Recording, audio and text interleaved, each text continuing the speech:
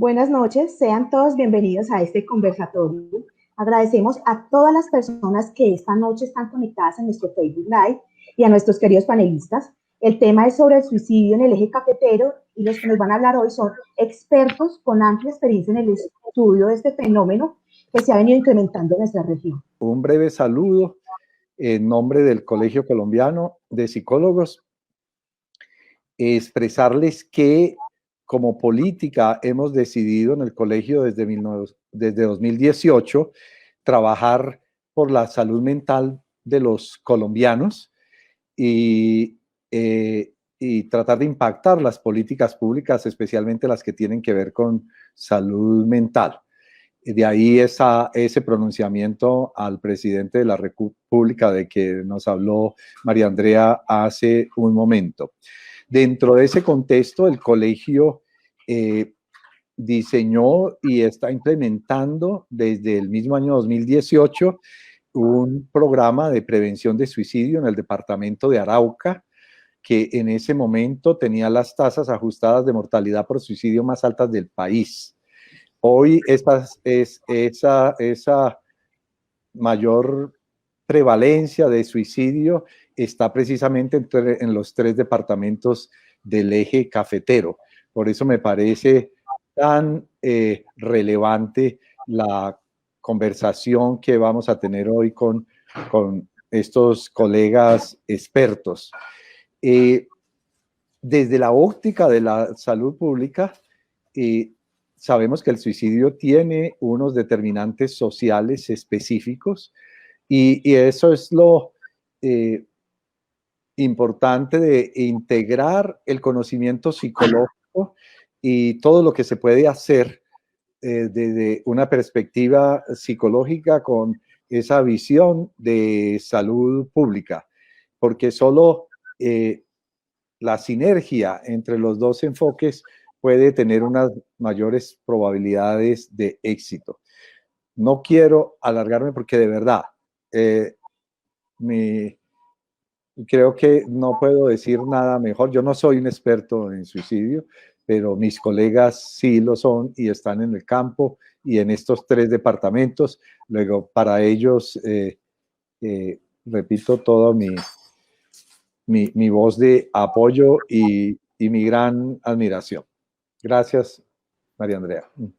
Muchas gracias, doctor Bernardo. Entonces le vamos a dar paso al doctor Jaime Alberto Carmona, que nos va a hablar de aspectos. Usted nos puede hacer la introducción de su tema, doctor Jaime Alberto. Muchas gracias, María Andrea. Bueno, en primer lugar, toda mi gratitud a su salud por permitir este espacio, porque yo creo que es muy importante que conversemos sobre el tema, que conversemos los psicólogos y que, digamos, hagamos de anfitriones de diálogos interdisciplinarios para pensar el suicidio, para pensar la prevención del suicidio, porque este es un tema que invita a un diálogo interdisciplinario. Digamos que la primera idea que me gustaría compartir con todas las personas que nos están viendo es que la Organización Mundial de la Salud nos hace una propuesta que suena sencilla, pero que en la implementación es compleja. Y la propuesta es que el suicidio, como bien lo dijo nuestro presidente del Colegio Colombiano de Psicólogos, el doctor Bernardo Seche, a quien aprecio y admiro mucho, es un fenómeno multideterminado.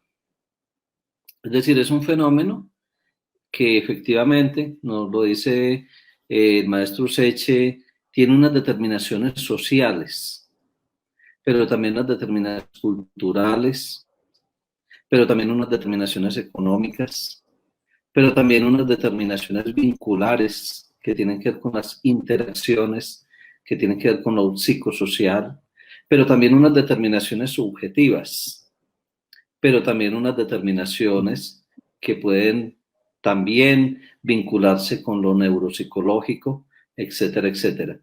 Entonces, esta idea de la Organización Mundial de la Salud, de que el suicidio es un fenómeno multideterminado, es decir, que tiene múltiples determinaciones, es una idea, digamos, sencilla en su planteamiento, pero compleja en la implementación, porque nos obliga a salirnos a todos los profesionales de nuestra zona de confort y de alguna manera abrirnos al diálogo, a la interacción, a la interlocución con otras disciplinas, que eso pues a veces nos cuesta un poco.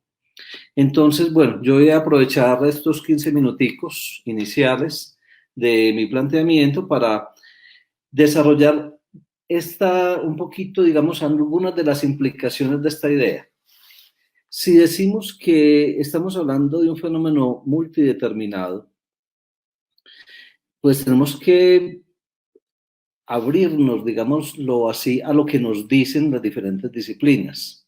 Por ejemplo, la epidemiología, en la que pues el profesor Juan Carlos Buitrago, que me alegra mucho conocerlo, me alegra mucho compartir con él en este espacio, pues es mucho más experto que yo, pues nos aporta información valiosísima. Es decir, tenemos que saber, por ejemplo, cuáles son las tasas de suicidio en una región como el Eje Cafetero. Tenemos que saber cómo han venido comportándose las tasas de suicidio en nuestro país. Tenemos que saber cómo estamos en relación con la media de América Latina y con la media mundial. Pues Colombia tiene en este momento, en el último informe de Forensis, que es el boletín de medicina legal, el último que tenemos disponible en internet, que es el del 2018, nos dice que Colombia tiene una tasa de 5.93 suicidios por cada 100.000 habitantes en el año. Es decir, que en el año 2018, según el informe de Forensis, tuvimos 5.93, digamos 6 suicidios por cada 100.000 habitantes. Pensemos en un municipio de 100.000 habitantes en nuestra región del Eje Cafetero. Entonces, más o menos se supone que en promedio, por cada población de 100.000 habitantes o por cada 100.000 habitantes en una población, pues hubo 5.93 suicidios. Efectivamente, como lo planteaba nuestro presidente del colegio, Bernardo Sechi, hace un momento, en Arauca tenemos una situación, de acuerdo con este informe de Forenses 2018, que en el 2018 era crítica. Digamos que había 5 departamentos con las tasas más altas, que eran Arauca, Vaupés y, curiosamente, los 3 departamentos del Eje Cafetero: Caldas, Risaralda y Quindío. Digamos, ahí están los 5 departamentos con las tasas más altas. No me voy a detener en cifras para poder avanzar en el planteamiento. Entonces, decimos que hay determinaciones culturales, sociales, económicas, políticas, comunitarias. A nivel cultural, yo creo que es muy importante que nos pensemos como cultura cuáles factores, por ejemplo, nos ayudan a entender que en Colombia, por ejemplo, por cada suicidio femenino hay 4.5 suicidios masculinos. Digamos, hay un asunto de género que es cultural, es decir, ¿por qué la letalidad, digámoslo así, de la consumación del suicidio es de 4.5 a 1 en relación con hombres y mujeres? Y podemos preguntarnos, por ejemplo, hasta dónde los métodos que en los hombres son más letales, el ahorcamiento, el uso de armas de fuego, el uso de pesticidas y de venenos, digamos, sobre todo en los sectores rurales.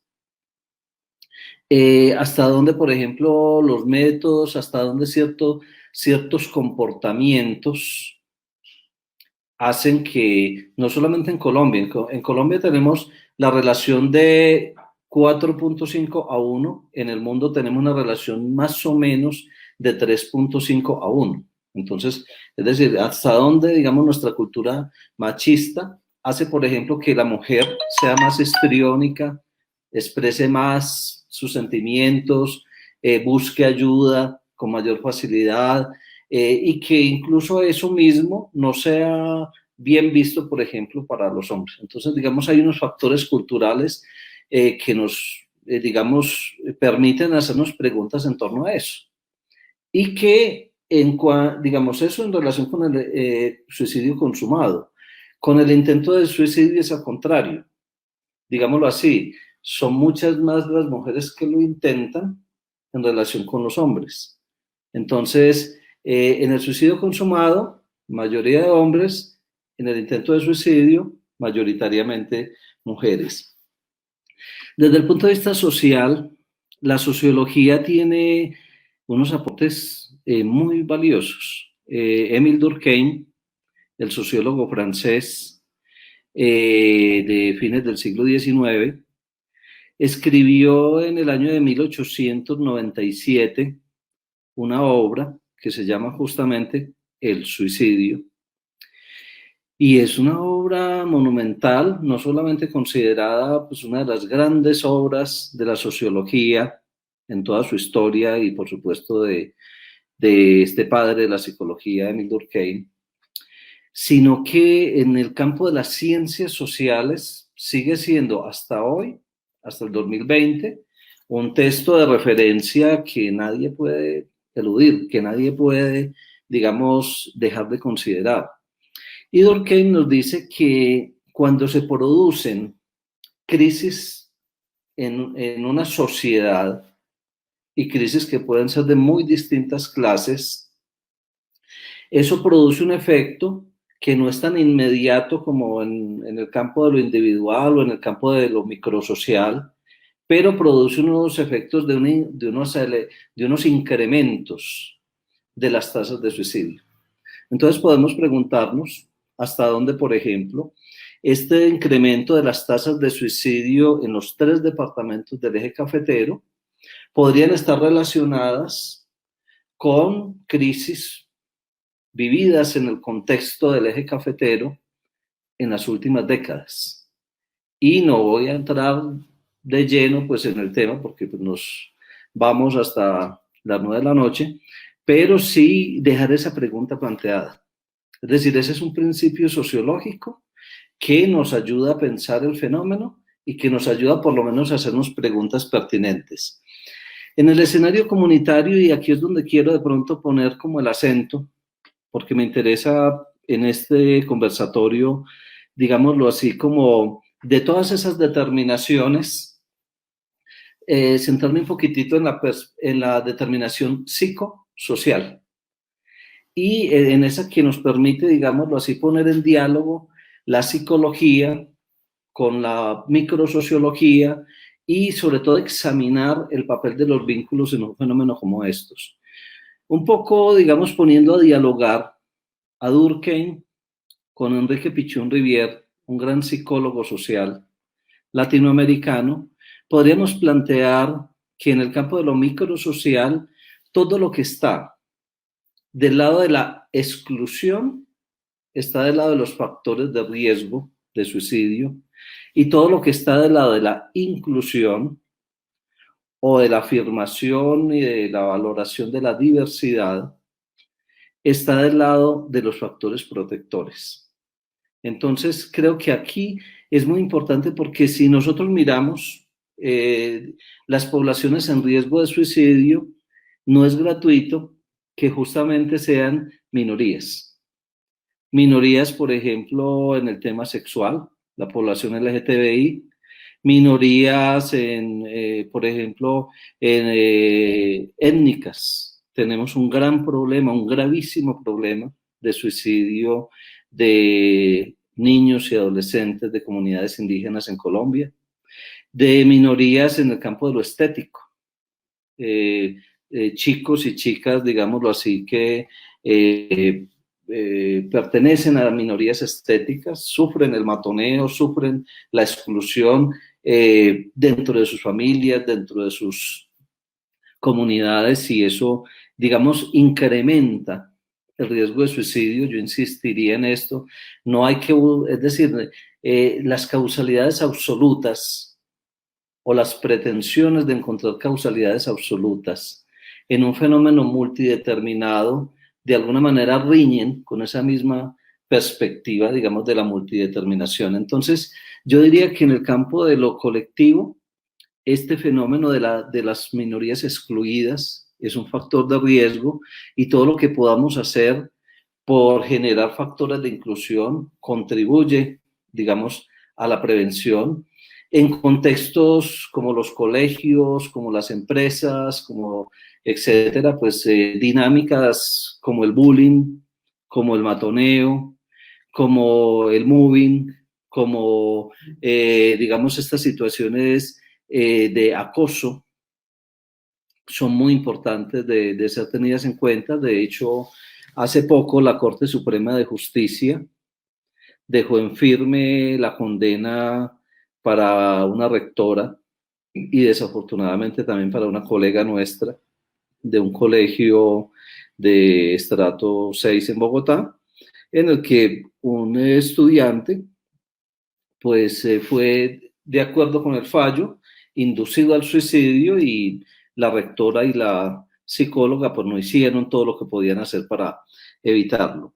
Entonces tenemos en el campo académico y en el campo laboral fenómenos como el bullying y como el mobbing, y en el campo familiar hay un fenómeno que Pichon-Rivière, desde la psicología social, denomina el fenómeno del portavoz o del chivo emisario. Es decir, eso que Virginia Gutiérrez de Pineda, una antropóloga antioqueña, denominaba con una metáfora popular como el rol del pollo pelón.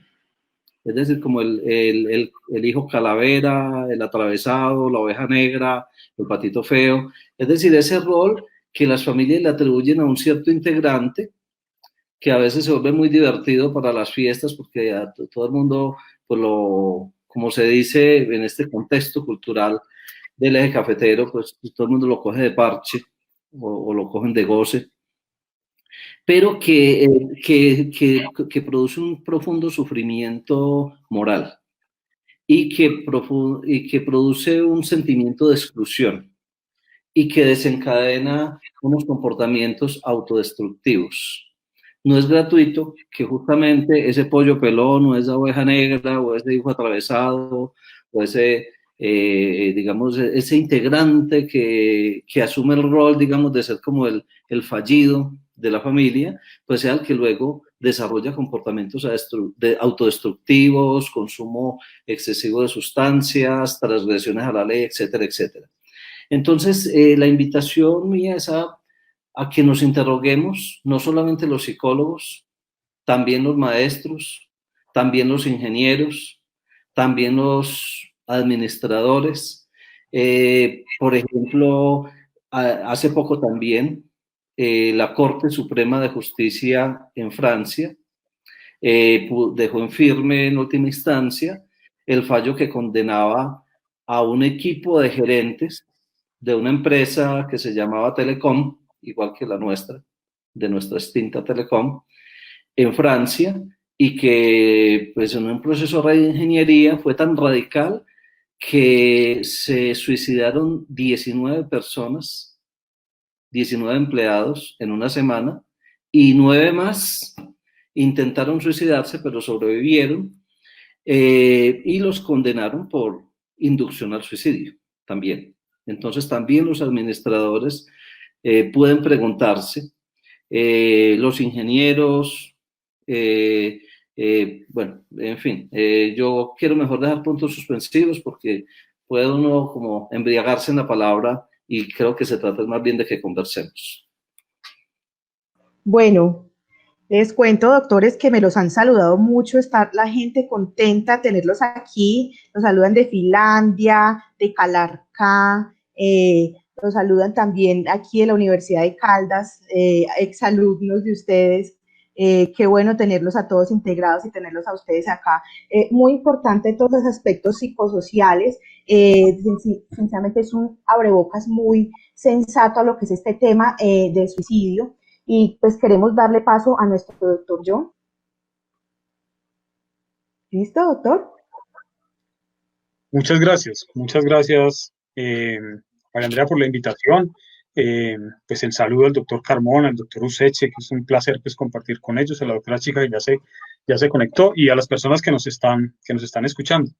El tema del suicidio termina siendo un tema supremamente impactante porque toca realidades de diversa índole y porque en Colombia y en el eje cafetero nos ha impactado de una forma particular, de una forma diferente.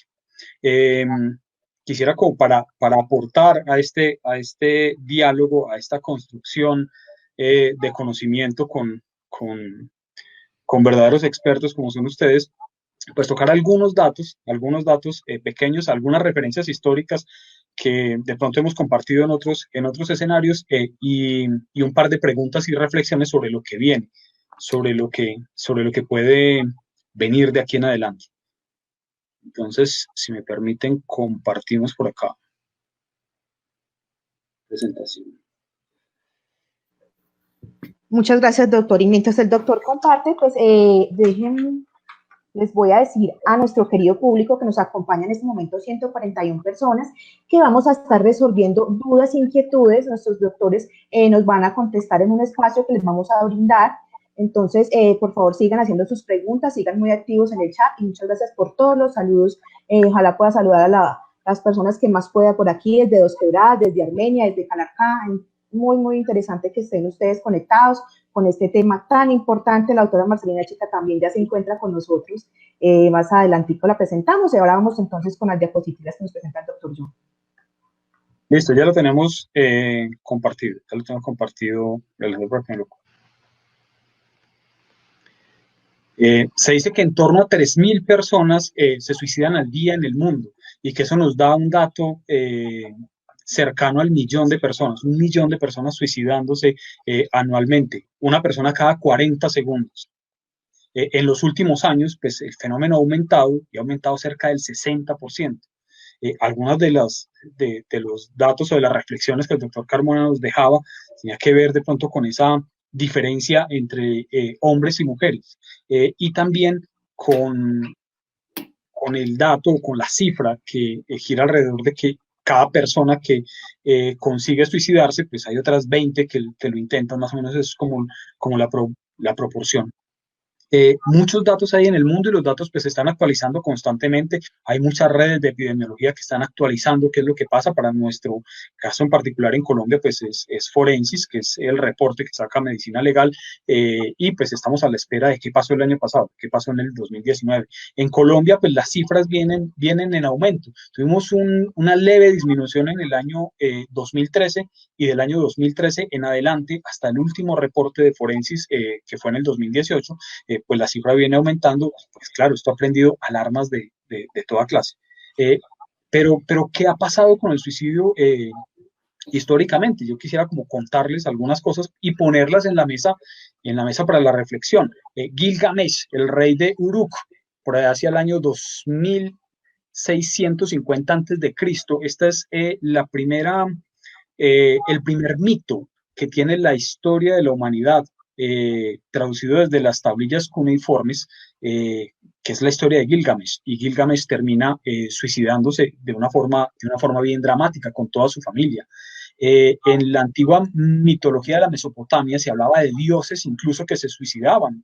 Bel, el dios Bel, ¿se acuerdan ustedes de toda esta cultura babilónica? Pues el dios Bel termina suicidándose, se decapita y hace una mezcla con su sangre y con la tierra para darle casi que origen a su pueblo. En la antigua Grecia, todos los relatos griegos nos hablan de suicidios, de muchísimos. Heródoto, Pausanias, Píndara, Ajax, Yocasta. El suicidio de Ajax es muy representativo en toda la mitología griega. Erígone se mata al descubrir el cadáver de su padre, y Dionisio, que estaba muy enamorado de ella, digamos que cobra y desata una epidemia de suicidios entre las mujeres atenienses, ¿sí? Y casi que podríamos hablar de la primera epidemia de suicidios por imitación en la antigua Grecia o en la mitología griega, ¿sí? La reina de Cartago, la reina cartaginense Dido, se suicida y también es, digamos que un ícono en la historia antigua. Y en la mitología griega está plagada de suicidios: Yocasta, Feda, Filis, Eone, Asteria, Egeo, que es el rey de Atenas, el padre de Teseo, que se suicida y da origen al mar Egeo, precisamente. Se habla de la posibilidad de que Pitágoras se hubiese suicidado también. Sócrates, aunque Sócrates lo que tiene es una pena de muerte, esa pena de muerte es para que tome cicuta y él mismo se suicide, es decir, ejecute su propia pena de muerte, que digamos que es una medida utilizada en la antigüedad por muchos pueblos, repetidamente por muchos pueblos. Lucrecia, de acuerdo con la versión del historiador Tito Livio, se suicida para vengarse de su violador y para mostrarse como un elevado ejemplo de nobleza y de carácter, y durante mucho tiempo fue reconocido así, como un suicidio por honor, porque parte de la discusión es que no siempre el suicidio estuvo ligado a una connotación negativa, y esto que estoy diciendo puede ser supremamente polémico, pero la evidencia histórica pues también nos lo muestra. En la Roma antigua, al final de la República, digamos que en la clase aristocrática romana, pues el suicidio era supremamente común y casi que se volvió un estereotipo del carácter romano, del carácter de la clase dirigente romana. Séneca, pues también es condenado, más bien recibe la instrucción o la orden de Nerón de matarse, y esto también genera un colapso pues en la política romana. La Biblia no está exenta de suicidios. Recordarán ustedes que Sansón comete suicidio al derribar las columnas del templo y matar a los filisteos, y pues obviamente suicidarse en ese acto, y es considerado como un acto heroico, y pues de Sansón no se habla desde una connotación negativa, pero Sansón se suicida. Lo mismo pasa con el rey Saúl, que el rey Saúl se suicida, y digamos que su ayudante también, al ver lo que le pasa a su rey, también hace lo mismo. Agitofel, que es el criado del hijo del rey David, se suicida porque Absalón, el rey, no toma su consejo. Él aconseja al rey, el rey no toma su consejo y él se suicida. Una de las historias de suicidio más famosas en la historia pues es la de Judas, que todos hemos conocido. Textualmente, el texto de Mateo dice: y arrojando las piezas de plata en el templo, salió y fue y se ahorcó. El suicidio viene a condenarse fuertemente a partir de San Agustín, ¿sí? De ahí viene a condenarse fuertemente, y es en el Concilio de Toledo, que es alrededor del año 693, digamos, donde se prohíbe y se condena expresamente el suicidio, bajo la tesis que la vida pues no es de cada persona, sino que la vida es sagrada, que la vida es de Dios, que lo único que le pertenece, la vida y el alma, pues es a Dios. Entonces pues atentar contra ella pues es atentar contra Dios, porque no somos dueños de nuestra vida, de nuestro cuerpo, de acuerdo pues a la visión de ese momento. A los amantes de la literatura, pues digamos que les ha impactado mucho siempre la historia de Goethe, Las desventuras del joven Werther, una novela que sale en 1774 en Alemania, y que cuenta la historia de un joven que, despechado por su amor, por su amada, pues decide suicidarse de una forma supremamente dramática. Y la conducta de este joven es imitada por cientos de jóvenes de Europa, a tal punto que la novela de Goethe es prohibida en varios países. Es prohibida en Alemania, es prohibida en Holanda, en varios países es prohibida, y generó un caos tremendo, generó casi que un efecto dominó, que es lo que nosotros también vemos ahora. En muchas noticias, cuando pasa algo así, se ve lo que hoy en día, en términos del estudio del suicidio, se determina como el efecto Werther. Y este efecto Werther es, digamos que el término es acuñado por Phillips, un sociólogo norteamericano en el año de 1974, que están estudiando cuáles son los impactos que tienen las carátulas, las noticias de los principales periódicos norteamericanos en Estados Unidos, porque encuentran que cada vez que en los diarios de circulación norteamericana aparecía un informe, una noticia sobre suicidio, pues eso ocasionaba una ola de suicidios, ocasionaba un efecto dominó.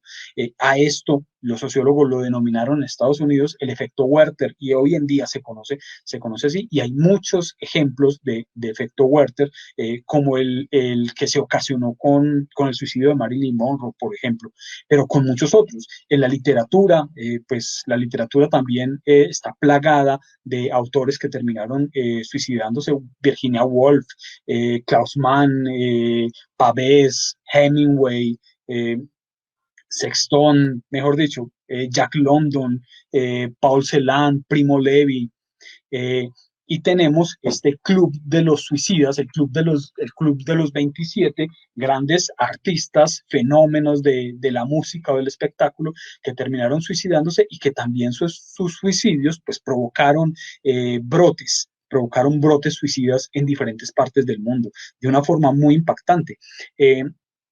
En el eje cafetero concretamente, y en el Quindío, desde donde estoy yo en este momento transmitiendo, desde la ciudad de Armenia, en el Quindío vivimos hace cerca de 100 años también un brote suicida tremendo, con un club de muchachos de clase alta que terminaron suicidándose, y que pues en ese momento, por dificultades con la iglesia, no los dejaban pues sus cuerpos reposar en un camposanto, en un cementerio, y las familias decidieron hacer un cementerio aparte, que es el cementerio libre. Y en varias ciudades o en varias poblaciones de Colombia se generaron cementerios libres, cementerios que no digamos que no tenían compatibilidad con la Iglesia Católica. Son cementerios donde no hay cruces, no hay símbolos religiosos, y en algún momento pues hay una serie de mitos pues alrededor de estos cementerios. Son muy bonitos, pero los pocos que se conservan, yo recuerdo pues que en su momento se hablaba del cementerio libre de Circasia, que en este momento todavía existe. Hubo cementerio libre en el municipio de Montenegro, tal vez en Palmira y en varios sitios. De esa expansión de cementerios libres quedan muy pocos. El de Circasia en el Quindío es supremamente bonito, es un cementerio sin cruces y sin confesiones. Ha habido fenómenos muy particulares de sectas suicidas asociadas al suicidio, como la de Heaven's Gate en Estados Unidos, una secta ovni, pues que decía que el fin del mundo venía y que solo algunos selectos pues se iban a salvar, porque iba a venir una nave extraterrestre, y pues eso terminó con el suicidio en masa de una cantidad de gente. 39 seguidores de la secta de Heaven's Gate terminaron suicidándose. Pero quizá la más impactante de todas, que es el suicidio en masa más grande hasta el momento registrado, es la del Templo del Pueblo, que es una iglesia, una secta que se traslada desde Estados Unidos hasta Guyana, y pues terminan suicidándose 900 personas en un solo día. El reverendo Jim Jones, que era el líder, el gurú de esta secta, termina convenciéndolos a todos de que se suicide, pero él no es capaz de suicidarse finalmente. ¿Sí? Todo su templo y su comunidad se suicida, y él no es capaz de suicidarse, y termina asesinado por uno de sus mismos feligreses, que al ver lo que había pasado, el horror que había pasado, termina asesinándolo. Una historia supremamente impactante. Pero todo esto, ¿para qué? Es decir, el suicidio nos ha acompañado pues casi al albor de toda la civilización humana. Sin embargo, a veces terminamos siendo profetas del desastre, y no es así. Japón, que es un país que ha tenido, que tiene una cultura milenaria, trazada por el budismo, por el shintoísmo, pues para los japoneses el suicidio pues estaba totalmente ligado al honor, el seppuku. Entonces la tradición suicida japonesa pues tiene unas raíces profundas, y tiene otras motivaciones quizá diferentes a las que el resto de la cultura occidental ha tenido. pero aún así, pues ha sido muy preocupante los fenómenos de suicidio en el Japón. Sin embargo, en los últimos 15 años, Japón logró reducir en 1/3 la tasa de suicidios en el país, con excepción de la tasa en niños y adolescentes, que esa, digamos que todavía causa muchas dificultades. Pero lo que ha hecho Japón en los últimos años de verdad es admirable, y es allí hacia donde debemos mirar. Un país con una tasa de suicidio grandísima, reconocida en el mundo, con una historia, con una cosmovisión, con unas raíces profundas ligadas al suicidio ritual, ligadas a un suicidio que tiene que ver con el honor y con recuperar el honor, pues que ha logrado pasar incluso digamos que esa barrera, esa connotación histórica, esa connotación de su propia cosmovisión, y han logrado superarlo y viene rebajando. Llevan 15 años reduciendo la tasa de suicidio. Y la verdad es que el número de suicidios en el mundo en los últimos años ha venido bajando. En algunos países, en algunas regiones viene aumentando, como en Latinoamérica, viene aumentando, pero el suicidio en general, en el mundo entero, viene rebajando, en zonas supremamente sensibles, ¿sí? En zonas supremamente sensibles, no en todo el mundo, pero sí en zonas supremamente sensibles, como lo que ha pasado en Japón. Esta es la diapositiva de lo que ha pasado en Japón. Finlandia, en 1990 registraba la segunda tasa de suicidio más alta del mundo, solo superada por Hungría. Y hace unos meses atrás, el año pasado, la ONU estaba diciendo que Finlandia era el país más feliz del mundo, con una reducción tremenda en las tasas de suicidio, pero no solo en las de suicidio, en las de deserción escolar, en la de consumo de sustancias psicoactivas, en las de alcoholismo, en la de violencia intrafamiliar, con unas estrategias muy agresivas que se han emprendido en Finlandia. Entonces, pues como parte de la reflexión de esta noche, pues yo quisiera plantearles que el camino, aunque histórico y complejo, pues no está totalmente perdido. El camino está por hacer todavía, y tenemos algunos ejemplos supremamente interesantes. El eje cafetero ha sido muy sensible con el tema del suicidio, porque viene aumentando y porque las tasas que hemos visto en el eje cafetero han sido bien complejas. Caldas, Risaralda, Quindío. Quindío no se ha bajado de los 5 primeros lugares de suicidio en el país en los últimos 5 o 6 años, quizá. Hace más de 20 años se suscitó el terremoto del eje cafetero, y el terremoto del eje cafetero fue en enero, no había terminado enero cuando estábamos teniendo el terremoto, y a la fecha del terremoto se dice que ya llevaba el Quindío y Armenia llevaban más de 19 suicidios en solo esos primeros días de enero. Tenemos un gran desafío porque estamos en una emergencia mundial, en una pandemia, y estamos a la expectativa de qué pase con nuestra salud mental y cuáles son las reacciones, los efectos, cuáles son las consecuencias del aislamiento, de la pérdida de empleo, de la pérdida de ingreso, de toda esta nueva transformación, esta nueva realidad. El camino es complejo, los desafíos son muchos, pero pues hay ejemplos que nos dan también un poco de esperanza.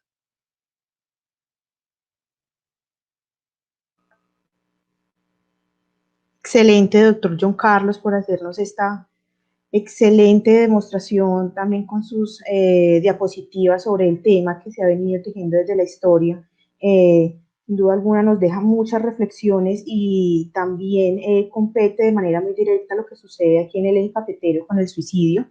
Recuerden que pueden ir generando las preguntas, hay gente muy activa aquí en el chat en este momento. Vamos al final de la jornada estar mostrando esas preguntas, estarlas planteando para que nuestros doctores nos las contesten. Y en este momento pues ya está la doctora Marcelina Chica, que ella sigue con la intervención. Ella nos va a dar unos pasos para prevenir el suicidio. Doctora Marcelina, buenas noches. Tenemos toda su atención. Buenas noches, gracias por estar ahí, y pues qué rico poder llegar a cada uno de ustedes brindándoles parte de este conocimiento, que podamos tener pues como en cuenta todas estas indicaciones que se pueden dar en casa o con las personas que de pronto estamos alrededor.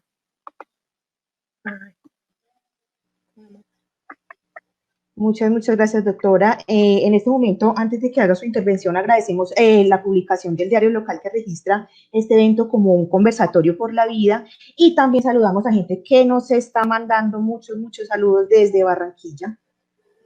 Muchas gracias por la conexión. Sin ustedes no hubiera sido posible este evento. Este es muy importante para nosotros, y que sigan planteando sus dudas en el chat. Doctora Marcelina, la escuchamos. Bueno, gracias.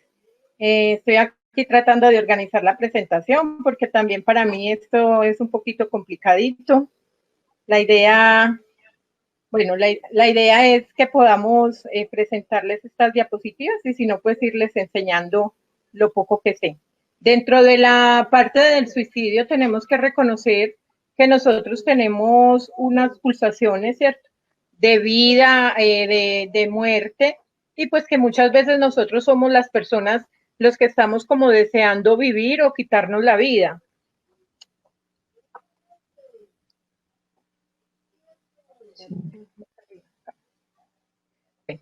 Nosotros, para hacer una prevención, pues debemos tener primero una formación, ser, saber y hacer, pero igualmente nosotros también podemos prestar unos primeros auxilios emocionales sin ser psicólogos, sin ser personas de la salud. Muchas veces los papás, si los preparamos para presentar estos primeros auxilios emocionales desde la parte de una escucha activa, de una comprensión, pues van a servir en el determinado momento que una persona tenga una situación de crisis o una situación de deseos de quitarse la vida. Tenemos que conocer también que existen muchas crisis. Por ejemplo, hoy en día estamos viviendo la crisis de la pandemia. Para nadie es ajena a esta situación, pues todos de una u de otra manera nos hemos visto afectados, unos más que otros, y pues las personas que no solo a la pandemia tienen que sumarle de pronto la situación de haberse quedado sin empleo. Esto puede generar una angustia, esto los vuelve más vulnerables a querer quitarse en la vida, ¿sí?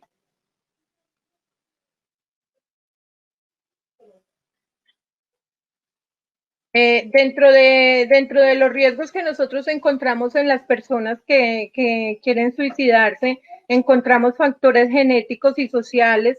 Muchas veces debemos de mirar el entorno de esta persona, si es que en algún momento su familia, su padre o su madre o algún tío tuvo un suicidio. Este factor genético hace que las personas puedan estar muy predispuestas a que más adelante no sepan resolver sus problemas y puedan llevar con mayor claridad un suicidio.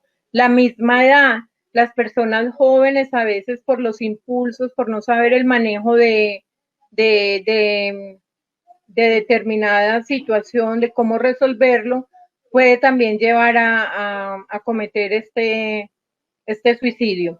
Los medios de comunicación también muchas veces han hecho alarde de las situaciones. Por ejemplo, acá en el eje cafetero, el año pasado acá en Pereira se presentaron varios suicidios en los colegios, y las mismas noticias hacían que los muchachos estuvieran como más alertas, y hasta de pronto haciendo en los colegios apostaban entre ellos mismos a ver cuál era el que iba a seguir, como por demostrar que eran valientes. Entonces, los factores de la comunicación, una buena comunicación hace mucho en nosotros, pero una mala comunicación también genera mucho daño. Tenemos que mirar factores de riesgos como, por ejemplo, los problemas socioeconómicos que manejan muchas personas hoy en día, la parte educativa, el desempleo, todo lo que la vida en estos momentos ofrece. Muchas personas no lo saben, no tienen como la parte de apoyo muchas veces, y hace que esto conlleve a que las personas se quieran quitar la vida. Las familias disfuncionales, el consumo de sustancias psicoactivas, el abuso de las sustancias, los problemas de comunicación dentro de las familias. En este tiempo de pandemia se escucha mucho sobre los problemas familiares, y uno escucha a los adolescentes cuando llaman a nuestra estrategia de la línea amiga queriéndose quitar la vida por muchas cosas, ¿cierto?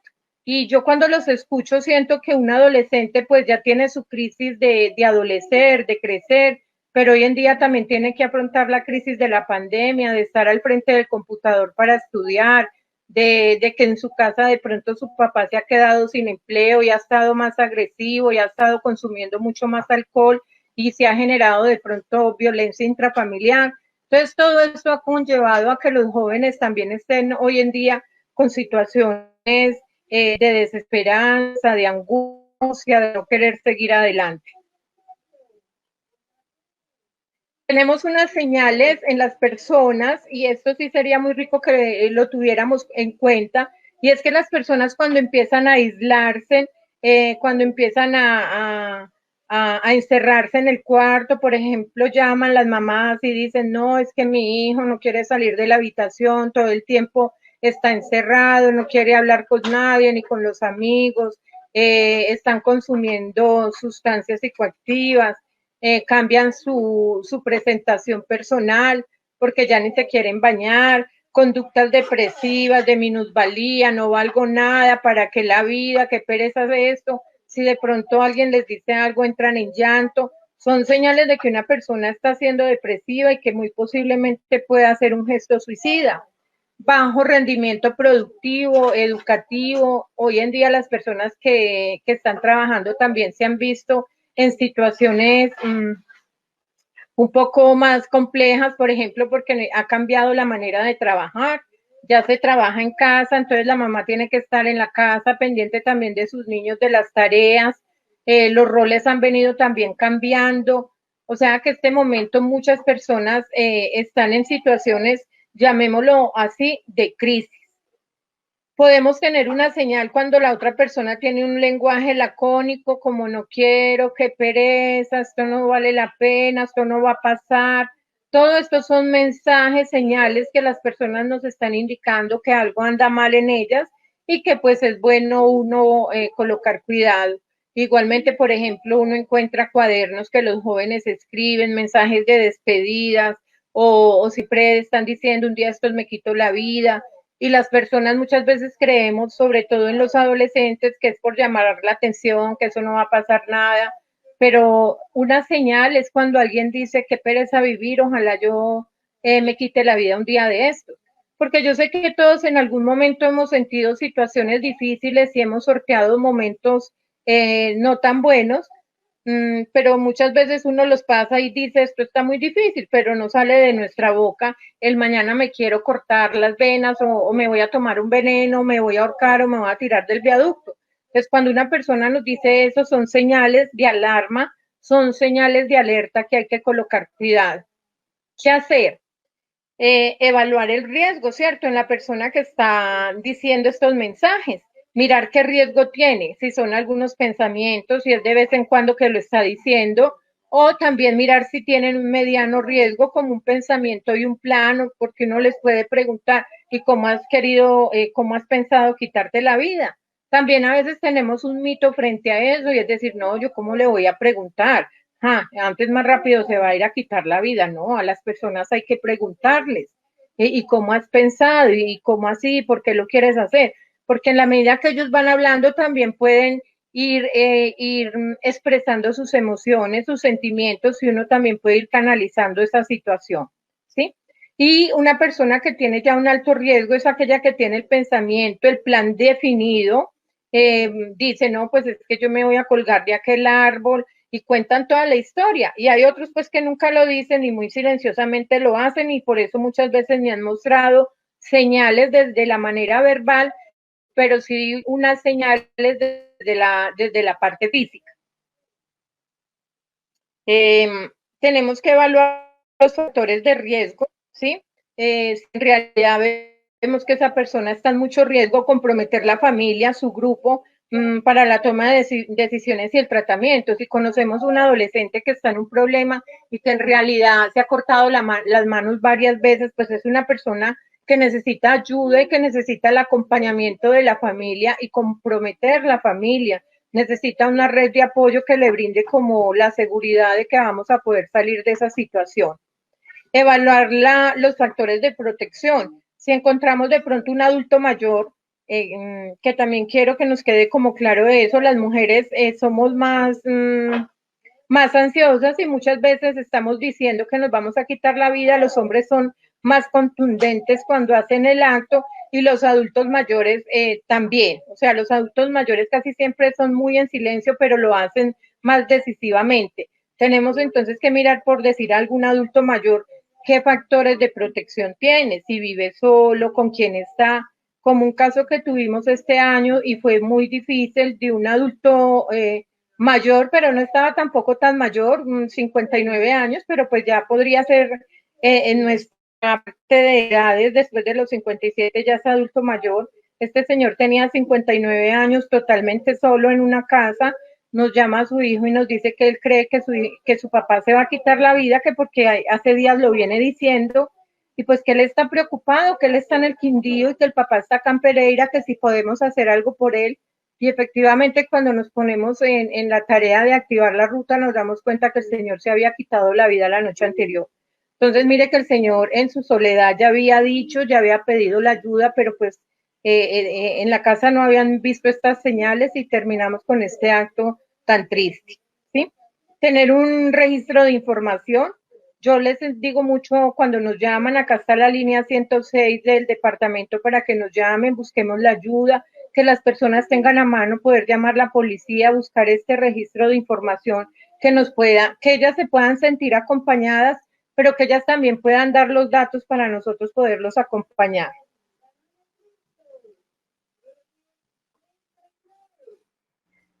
Cuando ya tenemos la persona que está como en el acto, tenemos que hacer una intervención de contención y es, por ejemplo, estamos en el viaducto, pues no debemos de usar las sirenas antes de llegar al sitio porque esto va a hacer que la persona más rápido se tire, la misma angustia que tiene, ¿cierto? Llegar a examinar y analizar el actuar, que sea una sola persona la que le esté hablando al individuo, que sea una persona la que esté dirigiendo, no todo el mundo hablando porque esto va a generar que esa persona que en el momento se quiere quitar la vida de pronto se desate más rápido el desenlace final, sí, este desenlace fatal.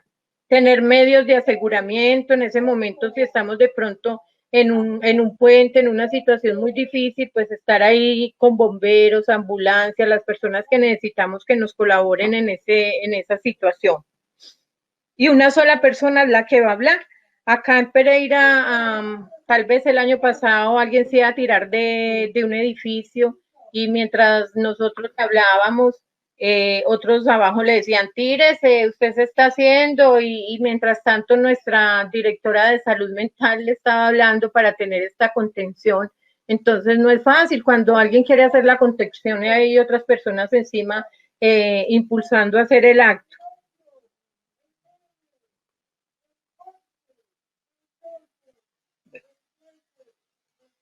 Tenemos que ganarle tiempo a la situación. ¿Cómo le vamos a ganar tiempo a esto? Que la persona hable. Entre más nosotros le podamos preguntar. O sea, es más preguntarle y no darle un consejo. No, pero ¿por qué lo va a hacer? No lo hagas. No, es más decirle, ven, acá estamos para ayudarnos, para ayudarte, dinos a quién llamamos, qué quieres que hagamos por ti. Esto ganamos tiempo y la persona en ese momento de estar pensando, pues puede en determinado momento desistir de lo que está pensando, ¿sí? También tenemos que hacer con ellos una actitud de interés y de empatía. Entiendo por lo que estás pasando, siento tu dolor, comprendo tu angustia, puedo sentir tu necesidad, que la otra persona sienta que yo estoy ahí para apoyarlo y no para atacarlo. Cuando vamos a llegar a prestar estos primeros auxilios emocionales, en el acto debemos de presentarnos con nuestro nombre y llamar a la persona por el nombre, ¿cierto? Juan, Pedro, María, y decirle de qué quiere hablar, que si quiere, necesita a alguien, que a quién le podemos llamar. No nosotros imponer, venga, vamos a llamar a su pareja, nos dimos cuenta que es que usted está así porque terminó con su esposa, la vamos a llamar, porque eso podría ser un punto más para que de pronto más rápido termine haciendo su intento. Bueno, no debemos dejarlo solo por ningún momento, debemos de brindarle el apoyo y la ayuda. Si estamos dentro de una casa y vemos que está desesperada la persona, debemos de esconder, por ejemplo, las armas blancas, los venenos, que en la casa no tengamos pues como estos artículos que pueden llevar a que las personas con mayor rapidez lo hagan, ¿sí? Primero con ellos debemos de hacer una persuasión, hablarles, decirles, acá estamos para que nos cuentes lo que quieran, y luego ya es persuadirlo de dejar que deje la actitud que tiene, ¿sí? Sí, muchas veces nosotros podemos pasar por esa situación de que la persona, por más que tratamos, siempre se quitó la vida, pues nosotros en ese momento, ¿qué tenemos que hacer? Depurar este sentimiento y pensamiento de culpa, si hubiera llegado antes, si le hubiera dicho, si hubiera hecho, porque para nosotros en esos momentos tampoco es fácil. Y tampoco, es decir, pasó esto y no sentimos nada. Debemos notificarle a la familia, como el caso que les contaba del señor que el hijo nos llamó del Quindío, pues notificarle no fue fácil, no sabía que era más difícil si darnos cuenta de lo que había pasado, tener que llamar al chico para darle esa noticia. Direccionar a la familia para que reciba apoyo, porque después de que la persona se nos va, pues los que quedamos afectados somos los de acá, y estas personas siempre van a necesitar un apoyo, una guía, y vuelvo y le repito, hay que tener muy en cuenta la historia familiar. Si en la familia han habido suicidios, son personas que pueden tender a quitarse la vida mucho más fácil que familias que no lo han hecho, ¿sí?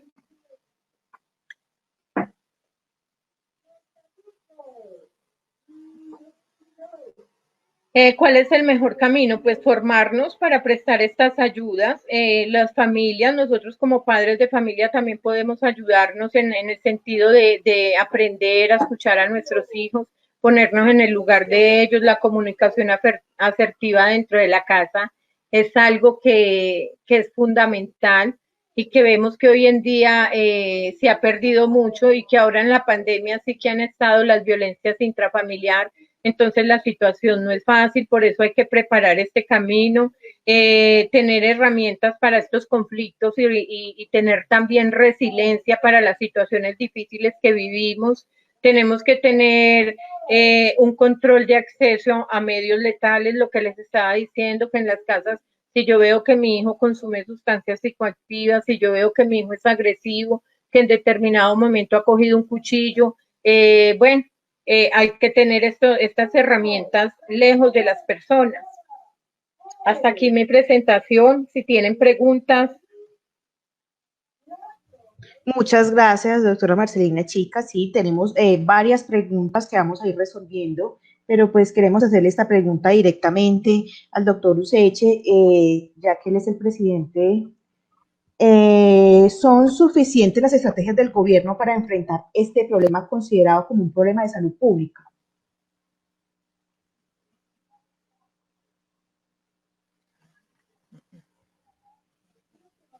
Perdón que haya cerrado el micrófono. Tranquilo, doctor. No, yo creo que son completamente insuficientes las estrategias del gobierno. Nosotros hemos hecho un análisis, y ¿cuál es la conclusión? La salud mental de la población en Colombia era bastante precaria antes de la pandemia.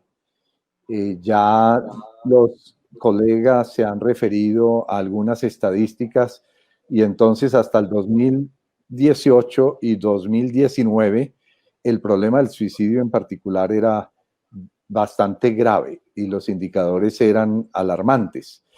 Entre el 2018 y el 2019, aunque los datos no están en Forensis, Medicina Legal sí los presentó en su boletín mensual a finales del año, en el boletín mensual de finales del año pasado.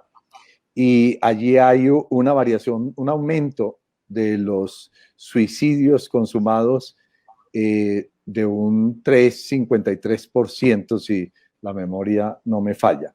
Es decir, en el último año se agravó. Y ahora viene la pandemia, que como varios han escrito en el chat, la pandemia recrudece las condiciones desfavorables para las personas que son vulnerables, ¿sí?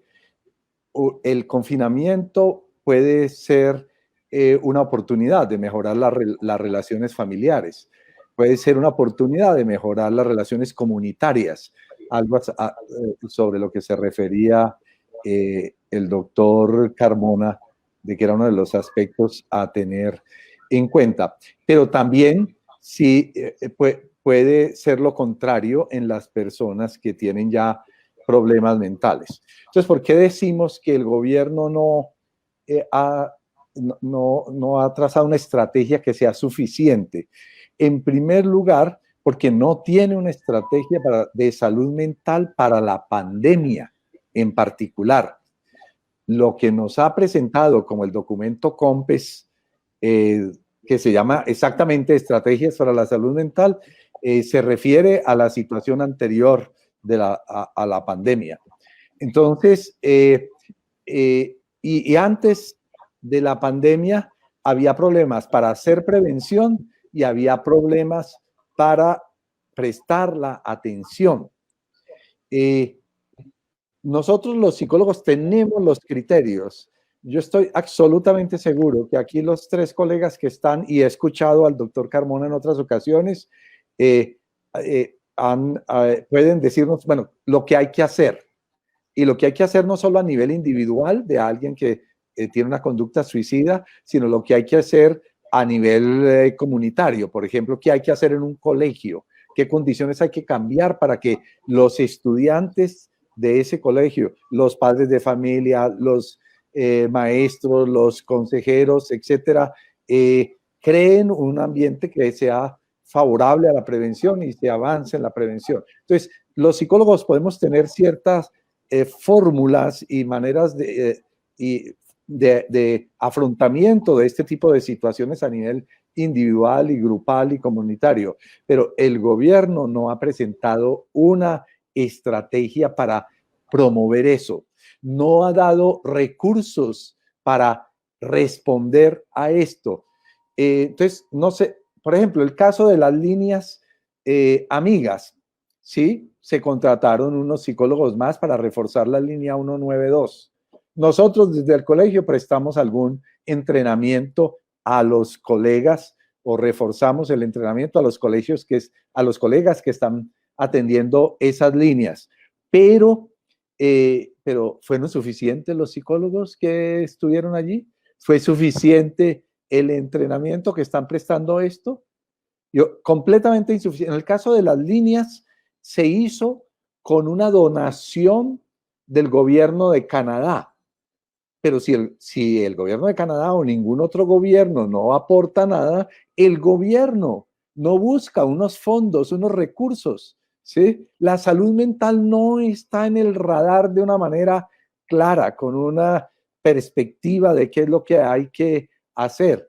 En ese sentido, nosotros, los psicólogos y el gremio como tal, tenemos unas expectativas que no han sido satisfechas. Estamos prontos a dar nuestro apoyo, como lo están haciendo aquí todos los colegas al hablar de su experiencia, pero las condiciones son muy, muy difíciles.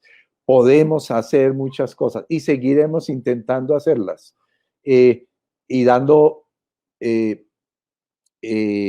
las herramientas para poder trabajar en esta área a los psicólogos y a la comunidad en general. Pero necesitamos es que haya una política de salud, que la salud mental haga parte de la política de salud en general, que no se haga esa división y esa exclusión de la salud mental, que se puede hacer por omisión. Hay una política de salud mental escrita, ¿sí? Hay unos textos, hay un COMPES, ¿sí? Pero de ahí a la realidad hay una distancia grande. Muchas gracias, doctor Useche, por contestar esta pregunta. De pronto alguno de los doctores quiera complementar algo a lo que ha dicho el doctor Useche.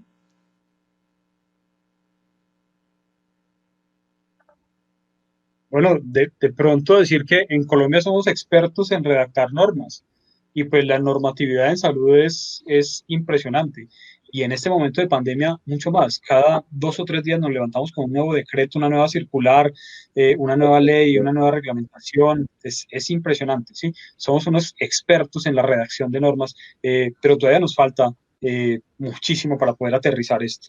Lo que está diciendo el doctor Useche, la política pública en salud mental, la política pública de prevención del consumo de sustancias psicoactivas que ya está formulada a nivel nacional, pero nos falta aterrizarla, el COMPES de salud mental que nos da unas herramientas, pero hasta el momento el aterrizaje de eso en los territorios, con la particularidad que tiene cada territorio, pues tiene unos desafíos tremendos.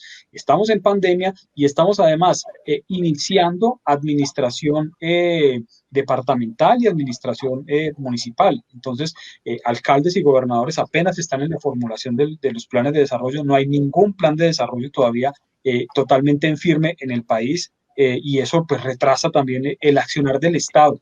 Entonces, estamos en un escenario bien complejo. Expertos en emitir normas, sí, pero en aterrizarlas en la realidad nos falta mucho.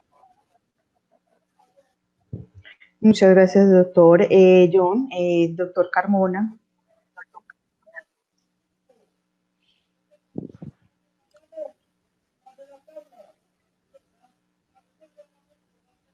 Doctor, no te estamos escuchando. ¿Tienes el audio? Eso. Ah, sí. Ahora sí.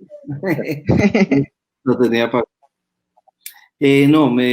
Decir que me sumo a las palabras de mis dos colegas. Creo que necesitamos en Colombia destinar más presupuesto para la salud y menos presupuesto para la guerra. Necesitamos que la salud mental se convierta en una prioridad de la política pública, no solamente en el nivel nacional, sino departamental y municipal, porque yo creo que las cifras son elocuentes. El informe forense yo creo que es una herramienta muy potente y muy valiosa que tenemos los profesionales de la salud mental para interlocutar con elementos digámoslo así, técnicos con nuestros gobiernos para trabajar por nuestra causa, y nuestra causa que es el bienestar integral de la población. Es que la salud mental se debe entender en esa perspectiva, en una perspectiva de salud integral y que se manifiesta en el despliegue de las potencias, de las posibilidades de cada ser humano y, por supuesto, de una manera fundamental en su bienestar. Muchas gracias, doctor. Vamos con la siguiente pregunta.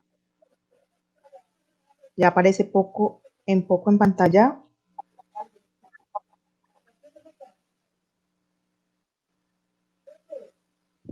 Dimas Andrés Arias Núñez, ¿qué recomendaciones nos pueden dar para detectar de forma temprana este fenómeno en los estudiantes?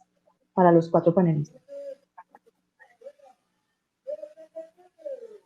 Doctor Carmona, yo sé que usted ha trabajado bastante este tema.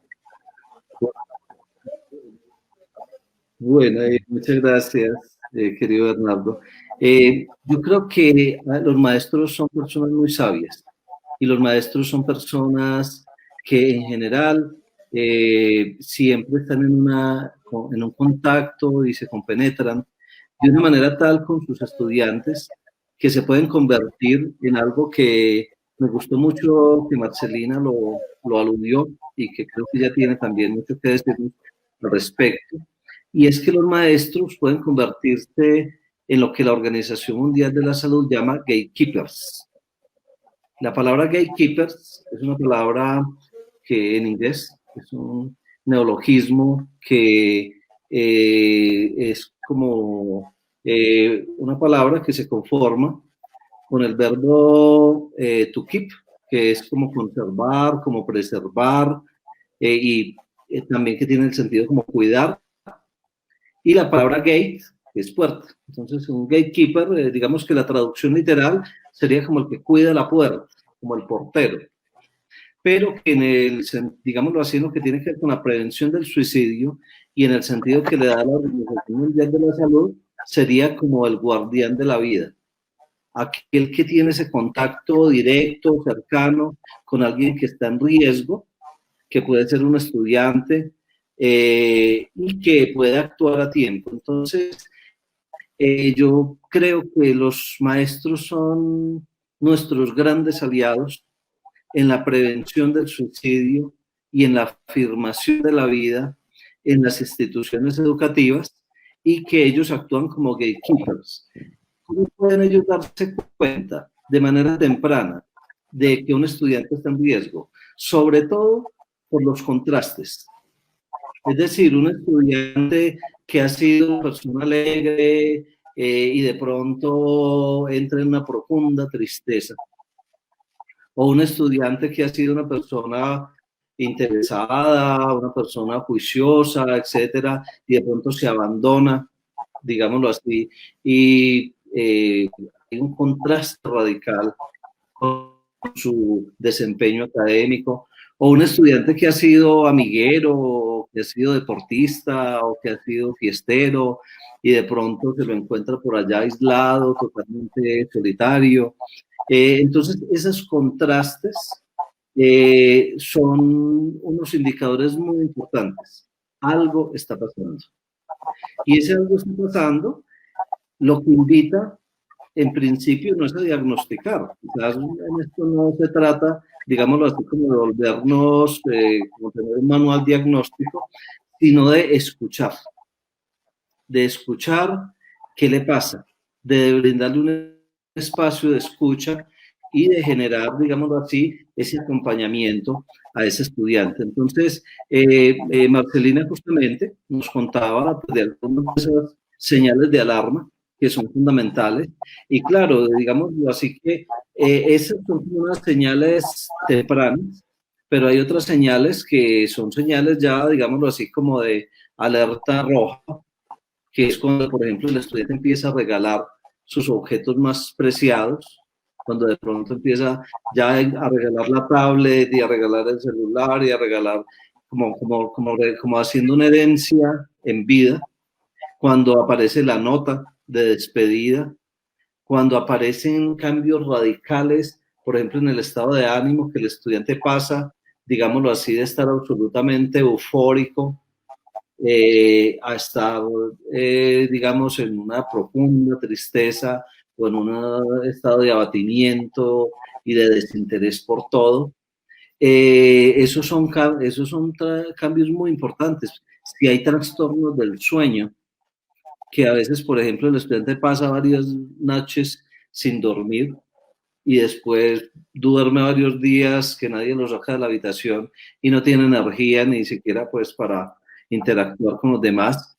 Yo insisto mucho en ese tema del contraste, porque si, digamos, hablamos de las conductas, digamos, sin contexto, podemos incurrir en un error, qué sé yo, pues si decimos el descuido en el arreglo personal, pues es que hay estudiantes que son desgualetados de toda la vida, entonces eso para eso no aplica. Entonces, siempre, digamos, evaluar, digamos, pero en contexto, y esa cosa tan bella que hacen los profesores, y es dedicarle ese tiempo que a veces uno no sabe ni cómo lo hacen, a escuchar a ese alumno que ellos sienten que necesita ser escuchado, y a acompañarlo y ayudarle a buscar ayuda profesional. Sí, sin duda alguna nosotros los docentes estamos en el deber de tender esos lazos con los alumnos para prevenir el suicidio. Seguimos con la próxima pregunta de nuestro querido público, con este reparto de lujo que tenemos hoy aquí. Natalia Barón, ¿hay alguna relación entre las estadísticas de desempleo frente al suicidio? Gracias. Listo. Esto no lo habíamos contestado Marcelina Chita, la doctora, pero si ella de pronto quiere hacerle un énfasis, o el doctor John, bienvenido sea. Todos los aportes. Bueno,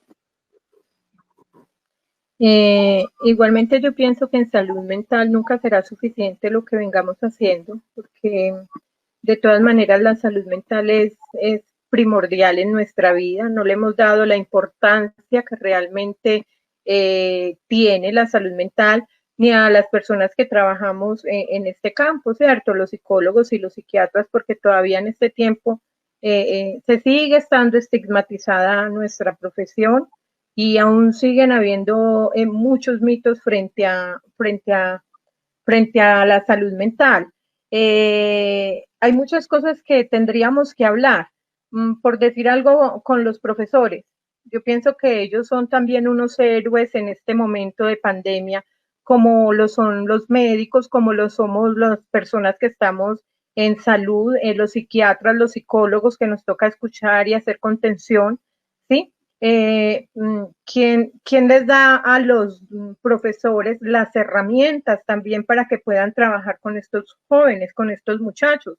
Por esto digo que ellos son unos héroes, porque para ellos también todo este tiempo ha sido difícil, y yo que he podido estar en unas conferencias con ellos, me he dado cuenta también de la carga emocional que están teniendo en estos momentos. Lo que preguntan estadísticas entre el desempleo y el suicidio es que nuestra vida prácticamente, cuando tiene cambios, las personas que no saben afrontarlos se quitan la vida porque no tienen trabajo, y eso ha pasado en este tiempo. O sea, lo que hemos podido recibir de llamadas, muchas personas se quieren quitar la vida y se la han quitado porque se quedaron sin trabajo, porque vieron la desesperanza. Casi que en marzo, en abril, al principio de la pandemia, el mundo se les cerró, y personas adultas, no eran personas que estaban empezando su adolescencia, no, personas que vieron que el mundo se les derrumbaba porque se quedaron sin trabajo, y muchas personas porque perdieron también como este momento de empresa. Todavía a nosotros nos llama gente con mucha angustia por su parte laboral, y es que es de verdad, si yo no tengo lo básico en mi casa, yo tengo que estar angustiado. O sea, es que es muy fácil cuando yo tengo el techo, tengo la comida, tengo el trabajo, tengo mis hijos, pero cuando yo no tengo eso, las personas se desestabilizan. Y si vemos un panorama que no es nada halagador, entonces con mucha más razón, y si no encuentran de pronto este soporte, los psicólogos, yo pienso que no fuimos o no somos suficientes en este momento, y lo que se viene, si somos personas realistas, tampoco es fácil. Recordemos que también hay estrés postraumático, puede pasar, personas que en estos momentos se sientan tranquilos, pero no sabemos dentro de 4, 5 meses, 8 meses, cómo puedan reaccionar de estar recibiendo 4 meses información negativa. Llevamos más o menos esto, ¿cierto? 4 o 5 meses. Pues en diciembre pensábamos que esto no era nada, que esto era en la China y que la tecnología y que eso por acá no llegaba, pero ya llevamos en Colombia desde marzo día y noche recibiendo información negativa que viene a quedar en nuestro subconsciente, y que si nosotros no hacemos un trabajo mental, un trabajo también de estarnos limpiando nuestra parte cognitiva, pues vamos a desarrollar otras enfermedades físicas, otras enfermedades de comportamiento, porque reconocemos que muchas enfermedades físicas vienen desde nuestra parte mental.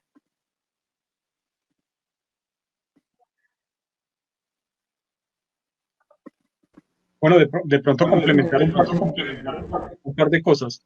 Como muy acertadamente el profesor Carmona me indicaba, la estrategia de gatekeepers pues viene funcionando en algunos países con mucho éxito, pero entendiendo que la salud mental pues nos compete a todos como sociedad, que no es exclusivo del sistema de salud, o que no es exclusivo de los profesionales de la salud, que la salud mental no es un feudo de la psiquiatría, o que es algo exclusivo de los psicólogos, sino que le compete a toda la sociedad. Entonces, lo que hemos encontrado en la revisión de literatura es que las estrategias más acertadas en prevención del suicidio utilizan precisamente,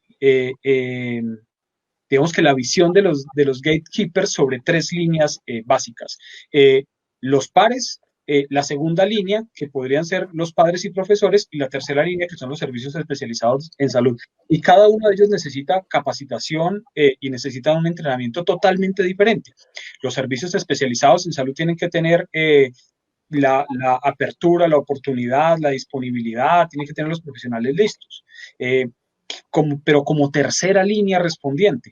La segunda línea, que es la de los padres y los profesores, tienen que tener información, tienen que tener estrategias de abordaje, tienen que tener entrenamiento en primeros auxilios psicológicos, pero muchas veces cuando el psicoorientador, que como vienen señalando nuestros participantes, tiene una labor muy dura y muy compleja, cuando se da cuenta, pues ya digamos que es tarde. Cuando el padre de familia se da cuenta, ya es tarde. Por eso es tan importante una estrategia de gatekeepers desde la primera línea, que es la de los pares. En el caso de los adolescentes, por ejemplo, ¿quién es el que de forma temprana se da cuenta qué está pasando con el otro adolescente? Pues es su par, porque está viendo los estados de WhatsApp que el profesor y el papá no ven, está viendo los estados de las diferentes redes sociales, de qué subió en Instagram, qué subió en Facebook, qué subió en Snapchat, ¿sí? Tiene un monitoreo diferente, porque es su par, se está dando cuenta y se puede dar cuenta mucho más rápido. Entonces, ahí es donde necesitamos unos gatekeepers entrenados también en primera línea, como pares. Ya, si él no es capaz, si ve que la situación está muy compleja, lo debe escalar a la segunda línea, que son los profesores, los psicoorientadores o los padres de familia. Y si ellos ven que el caso está muy complejo, lo deben escalar a la tercera línea, que ya son los servicios especializados de salud. Y aquí, pues todos tenemos un desafío muy grande, pero vuelvo a lo mismo, la salud mental entendida como una responsabilidad de toda la sociedad, no exclusivamente de los profesionales de la salud, no exclusivamente del sistema de salud, porque pues estamos todos en ello. La salud mental entendida como la búsqueda del bienestar, ¿sí? Frente a eso quiero decirles que el ministerio tiene una estrategia hermosísima con los pares que se llama ZOE, no sé si la conozcan, se llama Zona de Orientación Escolar, y es donde se preparan a los chicos en los colegios con los psicoorientadores. Algunos colegios en Pereira tienen la estrategia muy organizada, con unos jóvenes muy comprometidos, con unos jóvenes que se forman para que le ayuden a su par, porque lo que dice el doctor es totalmente real. ¿Quién es el que primeramente se entera? Pues el compañero, el que le está diciendo al otro estoy aburrido, me quiero morir, el que le cuenta qué pasó con la pareja. O sea, el par es fundamental, y esa zona de orientación escucha, cuando se trabaja bien en los colegios, es una ayuda idónea para los docentes, para los padres de familia. Entonces sé que son estrategias muy lindas, porque he podido tener muy cercano muchos grupos de varios colegios, cuando el rector, cuando el psicoorientador y estas personas educativas, los docentes, se comprometen. Es muy lindo porque los muchachos se forman en primeros auxilios emocionales, en prevención del consumo de sustancias psicoactivas, en prevención del suicidio. Entonces hay mucho por hacer, por eso digo, nos falta mucho por trabajar, hay que hacerlo y hay que venirlo brindando con mucho amor, y que los colegios, los docentes que están conectados saben que esa estrategia existe y que no hace un año ni dos, sino más de 8 años que está funcionando en el país. Doc, muy importante lo que usted está diciendo. Las zonas de orientación escolar, las ZOE en los colegios, las TOU, que son las zonas de orientación universitaria en las universidades, y los centros de escucha en los barrios o en las comunidades, que son todos dispositivos de bajo umbral, desarrollados bajo el metamodelo ECO2, que han tenido un impacto muy positivo en las comunidades y que necesitamos también fortalecerlos. Sí. Muy pertinente el tema, muchas gracias. Yo tengo hasta pena con ustedes porque nos extendimos un poquito más de la hora. ¿Ustedes tienen tiempo para contestar un par de preguntas o se tienen que desconectar de la transmisión? No, de mi parte yo puedo estarme unos minutos más. No sé si mis colegas tengan ese tiempo. Claro. Muchas gracias, porque se nos está moviendo mucho el chat con las preguntas, entonces vamos a pasar con la próxima. Pero yo quisiera hacer un comentario sobre lo que se acaba de mencionar, ¿sí? Los psicólogos que trabajan como docentes o orientadores en los colegios juegan un papel muy importante en este programa que han mencionado los colegas. Pero yo tengo aquí el siguiente dato. En marzo de este año habían en Colombia 7.554.397 estudiantes en educación básica, primaria y secundaria. Y habían 1.920 psicólogos como docentes orientadores. Ustedes pueden hacer el cálculo de cuántos estudiantes le corresponderían a cada docente orientador. Entonces, a ese es el tipo de cosas que nosotros nos referimos con que faltan los recursos y tal. La política puede estar, ¿sí? las herramientas pueden estar. El problema es cómo lo implementamos a un nivel nacional, que tenga impacto en la población, ¿sí? Y entonces esas son las dificultades que nosotros vemos. Gracias. Muchas gracias a usted, doctor Useche. Entonces seguimos con la próxima pregunta. Iván Cruz, ¿qué debemos hacer esto en el Quindío? ¿Qué debemos hacer esto en el Quindío? Somos un departamento pequeño y las tasas de suicidio son muy altas en el Quindío. Las tasas de suicidio son muy altas. ¿Quién nos puede contestar? Bueno, en el Quindío se vienen desarrollando una serie de acciones que honestamente pues han sido insuficientes porque las tasas pues así lo demuestran.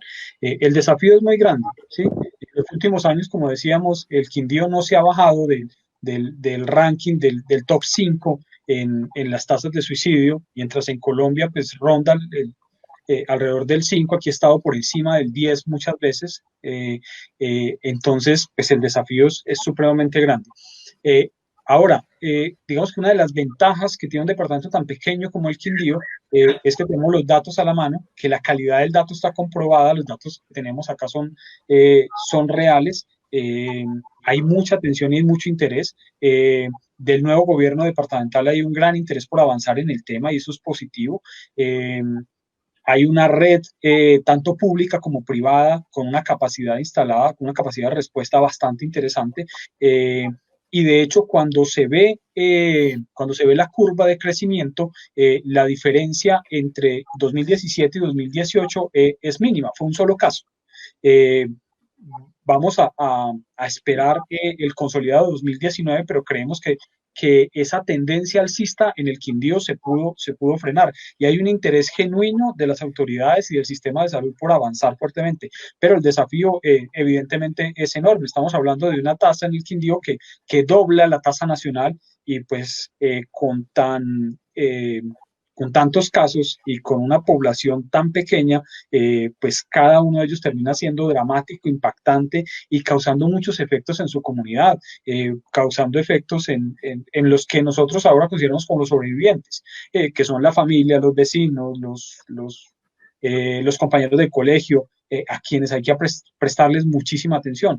Y aquí en el Quindío el papel de los docentes ha sido fundamental. Muchas veces para los casos de intento suicida, por ejemplo, el reporte ha venido directamente desde los maestros en los colegios y esa labor pues es fundamental. Un trabajo grande también con el ICBF, pero pues volvemos a lo mismo, el fenómeno nos ha sobrepasado y el desafío pues es inmenso. Muchas gracias por contestarnos esa pregunta de Iván. Seguimos con la próxima. Ya nos aparece en pantalla. Karen Román, ¿cómo abordar la depresión atípica o también llamada depresión sonriente desde la perspectiva del suicidio, ya que los demás tipos de depresión presentan sintomatología puntual?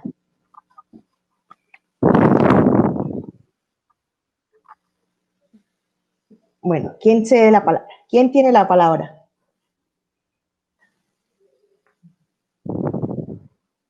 ¿Quién nos puede contestar esta pregunta tan importante? ¿Cómo abordar la depresión atípica o también llamada depresión sonriente? Algo que nos comentaba la doctora Marcelina, que muchas veces ellos se veían o expresaban, o también nos lo comentó Carmona, perdón, que expresaban mucha euforia y después estaban con unos niveles muy cambiantes en su personalidad. Y muchas veces esta depresión puede ser asintomática. No la podemos detectar nosotros como docentes. Sí, a ver, yo diría que en relación con la depresión atípica, primero tenemos que preguntarnos cuál es la relación de que una persona que está deprimida sonría en vez de dejar que los demás conozcan qué es lo que está pasando con ella. ¿Cuál es el contexto vincular? ¿Cuáles son esas interacciones y cuáles son esos otros que están a sus lados? Y fundamentalmente en el campo de la amistad, en el campo de la pareja, en el campo de la familia y por supuesto también en el campo de las relaciones laborales y de las relaciones académicas en el contexto educativo. Entonces, yo creo que efectivamente, pues cuando una persona sonríe en vez de llorar, ¿qué es lo que quiere? Creo que hay que interrogar su contexto. Y yo sí creo que en esto que todos hemos dicho de algún modo, que lo subrayó hace un rato Juan Carlos, que lo mencionó Marcelina, que nos lo dice nuestro presidente del colegio, Bernardo Seche, es decir, debemos generar una cultura del cuidado mutuo. Debemos aprender a cuidarnos entre todos. Yo creo que si algo podemos empezar a aprender de estas crisis que estamos atravesando, no solamente la crisis del incremento de los suicidios en Colombia de 2014, una tasa de 4.23, a 2018 una tasa de 5.93, que representa un incremento más o menos de un 45%. No solamente esta coyuntura del suicidio, sino esta coyuntura de la pandemia y de la cuarentena, lo que nos dice es que no somos individuos aislados y que cada uno ve a ver cómo resuelve su depresión, su tristeza y preferiblemente manténgase sonriendo porque eso es lo que todos esperamos, sino que somos como células de un gran tejido que es la humanidad y que así como en el suicidio podemos cuidarnos desde la casa, desde los compañeros mismos, convertirse en gatekeeper, los profesores, etcétera, etcétera. También en este tema, yo creo que si algo nos está enseñando la pandemia es que un estornudo en la China nos concierne. Y nos concierne porque nos puede matar también a nosotros. Y si nosotros no nos cuidamos, estamos descuidando a nuestros mayores, porque podemos ser portadores asintomáticos que traigamos el síntoma y los contagiemos a ellos. Entonces, yo creo que finalmente es eso, es decir, yo creo que detrás de ciertos síntomas, como la depresión atípica o la depresión sonriente, que parecen ser un asunto, digamos, que hay que resolverlo en el campo individual, podemos también hacernos preguntas de qué podemos hacer también en el campo vincular y en el campo social. Bueno, y sin duda alguna, todo lo que hemos reflexionado esta noche va un poco en contravía y también pues en esta pandemia va como un poco en contravía con las palabras de la vicepresidenta de que había muchos psicólogos. Estamos viendo de que necesitamos más, o sea, estamos escasos de personal, como decía el doctor Useche, que faltan muchas más ejecuciones en las leyes que se redactan. Bueno, entonces seguimos con la próxima pregunta.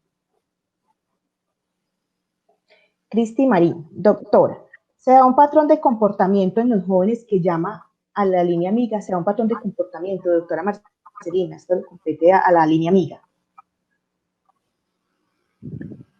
Bueno, los jóvenes que nos llaman, allá llaman de todo. Yo no podría decir que la línea está solo para jóvenes o para adultos, allá llaman hasta niños, niños que están solos. ¿Cuál sería como comportamiento? La gran mayoría se sienten solos, la gran mayoría tienen sentimientos y emociones de desesperanza, ¿cierto? Son personas que siempre se están quejando de la soledad y siendo una parte general, hablando de niños, adolescentes, personas adultas.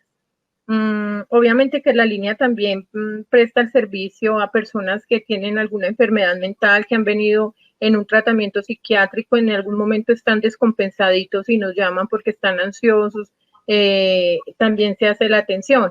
Pero, por ejemplo, la gran mayoría llaman por soledad, llaman por problemas familiares, ¿sí? De pareja, violencia intrafamiliar que afecta a los muchachos. Entonces, ¿quién diría que un chico esté llamando deprimido porque en su casa su mamá y su papá están peleando y le ha tocado vivenciar? A veces las personas creen que los jóvenes llaman por eso, que solamente llaman por situaciones de ellos, pero no. Los problemas familiares veo que atañan y dañan mucho a los jóvenes. Y yo soy muy partidaria de que los niños y los jóvenes nosotros debemos de cuidarlos demasiado, igual como los adultos mayores, porque hoy en día también vemos los adultos mayores llamándonos por soledad. Entonces es que una cosa es tenerlos aislados en un factor protector o tenerlos aislados, pero tenerlos en un rincón, ¿cierto? Están ahí aguardados para que no les pase nada, pero quién habla con ellos, quién juega con ellos, quién comparte con ellos en esos espacios, y los adultos mayores se nos están deprimiendo porque sí, obviamente están en un aislamiento preventivo, pero también los están llevando a una soledad. Entonces es lo que yo muchas veces en el programa radial o en el programa de televisión les digo, hay que cuidarlos con el amor, o sea, es que el amor salva vidas, el escucharnos, el sentir el dolor del otro, el afecto. A nosotros nos falta amar el otro, lo que nos decía el doctor ahora, ¿cierto? Que sea una parte de cuidar el otro. ¿Cómo cuido al otro? Pues sentir el dolor. Un adulto mayor todo el día en la casa, encerradito ahora, y nadie habla con él, nadie juega parqués, nadie pinta con él, nadie le dice, venga, cuénteme una historia. Se tiene que deprimir de soledad. Entonces nos llaman mucho, nos llaman demasiado por soledad. Y hablo niños de 9 años llamándonos, diciéndonos que se sienten solitos. Bueno, sin duda alguna nos deja sorprendido que sean niños los que estén llamando a la línea.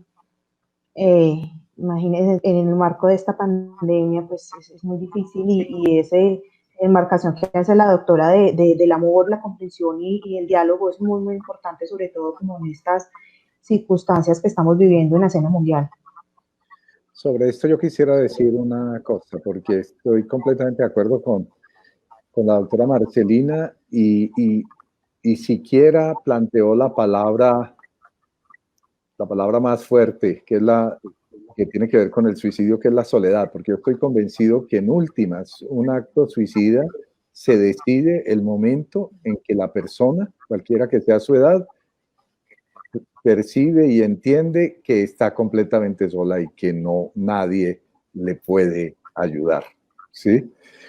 Entonces, en esto de la soledad nos lleva a lo que ya se ha mencionado aquí, tenemos que escuchar, pero tiene que ser una escucha, tenemos que observar el comportamiento y tenemos que salir de de algo que es muy cultural en estos últimos años en Colombia y en el mundo entero, y es de nuestro pensar solo en nosotros mismos y en nuestro bienestar individual. Es decir, hay toda una cultura de sálvese quien pueda, y hemos dejado de lado lo colectivo, lo comunitario, la comunicación significativa. Y cuando existe la comunicación, es una comunicación interesada, ¿sí? Porque estamos pensando es cómo me sirve a mí. Y resulta que aquí hay es que tener empatía, ponerse en el zapato de los demás, pero tiene que ser genuino. Tiene que haber un afecto, pero tiene que ser genuino, de interés por el otro, para poder desenmascarar la depresión sonriente, para poder entender hasta dónde se está sintiendo solo. Yo no sé si ustedes han hablado con personas que han sido muy amigas o muy cercanas a quienes se suicidan y que dicen, ¿por qué no lo entendí? Porque esta mañana estaba hablando con él, estábamos compartiendo y nunca me pasó por la cabeza que ya se iba a suicidar. Y eso se vuelve incluso en un asunto psicológico para quien está en esa situación y de culpabilidad y demás, ¿sí? Yo creo que en eso hay que hacer una revolución cultural, una revolución hacia lo que dice la doctora Marcelina, amor y tal. Lo que pasa es que cuando la palabra mi amor me suscita, porque en las palabras, en las personas más interesadas a veces utilizan también esa palabra. Entonces, y yo creo que debemos avanzar en eso. Eso lo puede hacer cualquier persona, no se necesita ser psicólogo para tener esta actitud de escucha y de interés por el otro. Muy importantes esas palabras, muchas gracias. Tenemos muchas preguntas, pero pues se nos hace ya difícil contestarlas todas. Ustedes nos han traído un gran público, gracias a todos sus conocimientos por compartirnos acá. De verdad, tuvimos unos panelistas de lujo hoy. Nos han preguntado que si esta conferencia queda grabada, sí va a quedar grabada y va a subir a YouTube para que lo sigan consultando. Y agradecemos a todas las personas, a las 106 personas que ya nos han conectado, se nos ha estado desconectando de pronto por problemas de conexión.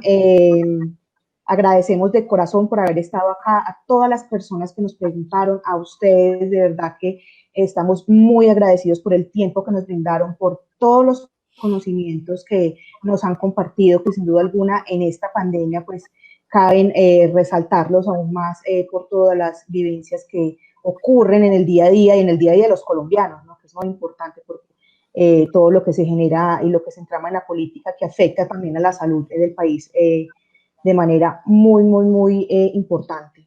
Entonces, los quiero despedir a todos con un gran abrazo, agradecimiento.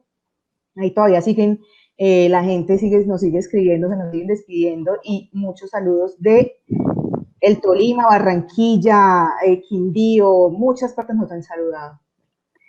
Fue un placer, como les digo, y este tema va a quedar registrado en YouTube, esta conferencia queda registrada porque es un punto de vista clínico para los docentes, para las personas, para los hijos, madres, padres, y definitivamente gracias por sacar ese espacio en la agenda y por compartir estos conocimientos.